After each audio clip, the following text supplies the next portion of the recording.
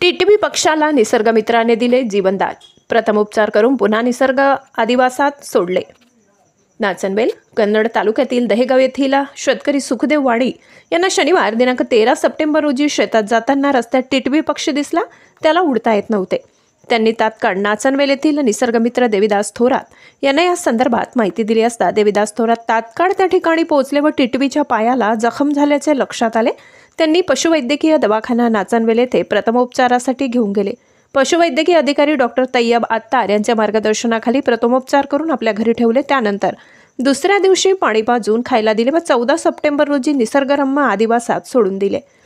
टिटवी हा महाराष्ट्रात आढळणारा पक्षी असून जमिनीवर राहतो.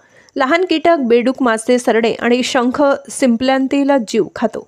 तसेच टिटवी पानवट्याजवळ आढळते आणि हिवाळ्यात उंचीवर तर उन्हाळ्यात पुन्हा सकल भागात येते असे मत निसर्गमित्र यांनी व्यक्त केले.